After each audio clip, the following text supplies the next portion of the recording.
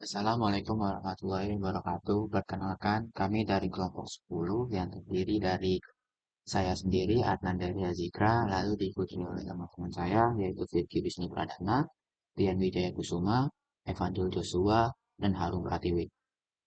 Di sini kami akan mempresentasikan hasil kerja kelompok kami yang berjudul Komunikasi Massa. Pada slide pertama, kita akan menuju ke pendahuluan.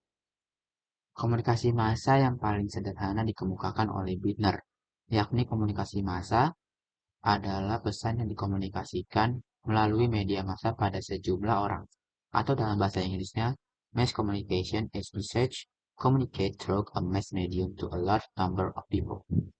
Menurut KBBI, media massa adalah sarana dan saluran resmi sebagai alat komunikasi untuk menyebarkan berita dan pesan kepada masyarakat luas.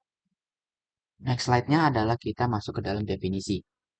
Definisi komunikasi massa menurut Fredson ialah komunikasi yang ditujukan kepada sejumlah populasi dari berbagai kelompok, dan bukan hanya satu atau beberapa individu saja.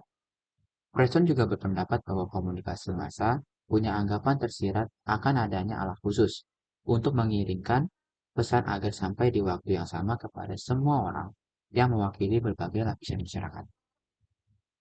Lalu juga ada menurut Graebner.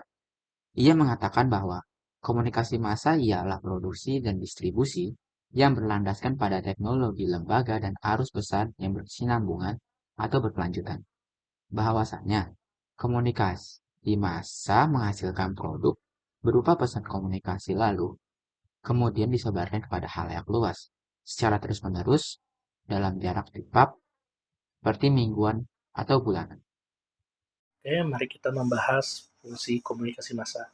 Fungsi komunikasi massa mengutip dari jurnal Persuasi dalam Media Komunikasi Massa 2014, karya Fatma Laili Koirunida antara lain. Yang pertama, sebagai fungsi informasi.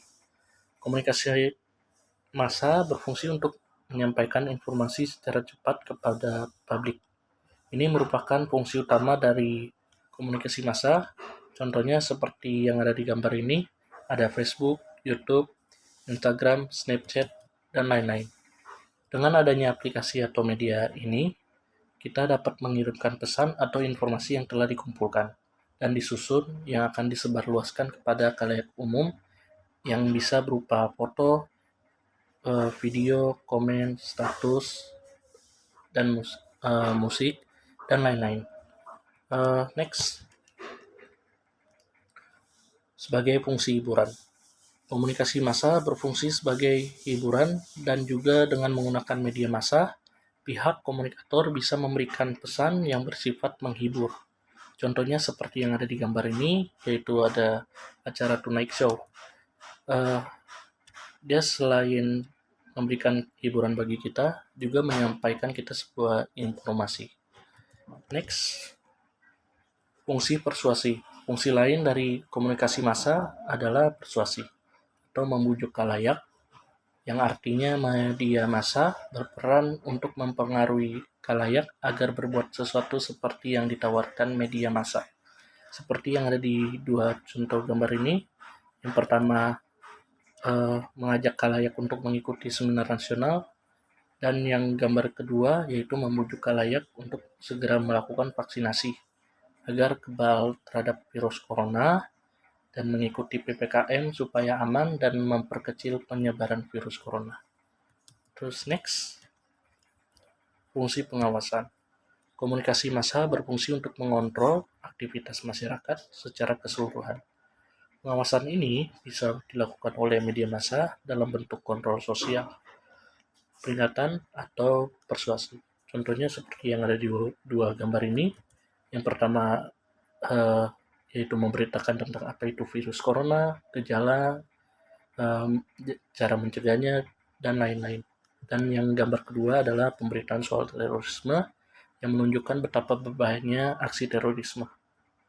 Saya akan melanjutkan penjelasan dari Evanil Joshua. Fungsi korelasi. Media massa berfungsi untuk menghubungkan berbagai elemen di masyarakat. Contohnya dari sumber berita, dari satu orang yang melakukan sumber berita melalui media massa. contohnya seperti koran, website, atau dan lain-lain kepada halayak luas, kepada publik. Terus fungsi transmisi budaya. Komunikasi massa juga punya fungsi transmisi budaya. Fungsi ini berperan untuk mengenalkan budaya global kepada halayak luas. Contohnya, Reok Ponorogo yang harus dikenal oleh seluruh dunia. Fungsi pewarisan sosial. Fungsi lain dari komunikasi massa adalah pewarisan sosial. Artinya, media massa diibaratkan seperti pendidikan yang berupaya meneruskan atau menurunkan ilmu pengetahuan, nilai, norma, serta etika kepada halayak. Contohnya, jejak Rasul yang harus diketahui oleh seluruh umat Islam yang ada di dunia.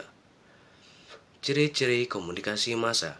Menurut Tahrun dan kawan-kawan dalam buku Keterampilan Pers dan Jurnalistik Berwawasan Gender 2019, berikut ciri-ciri komunikasi massa.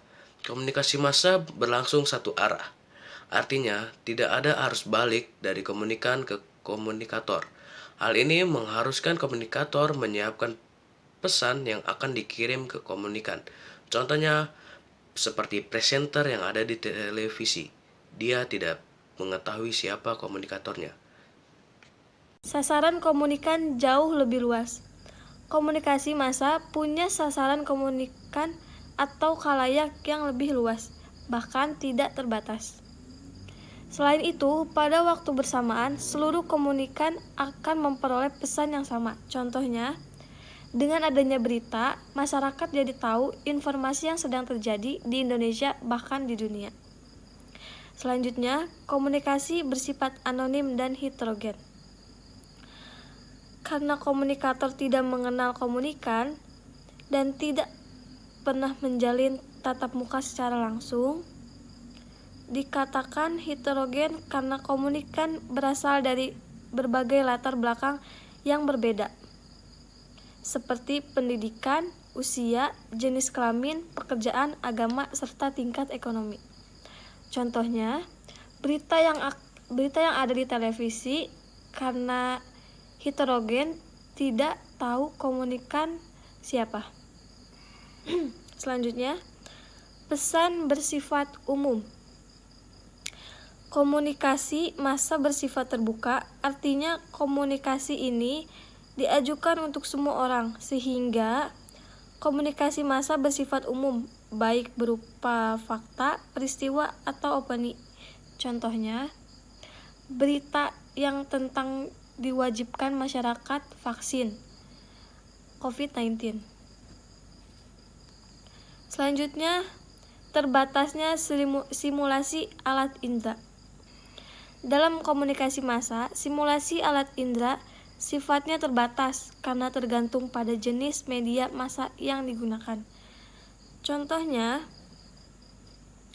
media cetak hanya bisa dilihat, radio hanya bisa didengar, televisi bisa didengar dan bisa dilihat.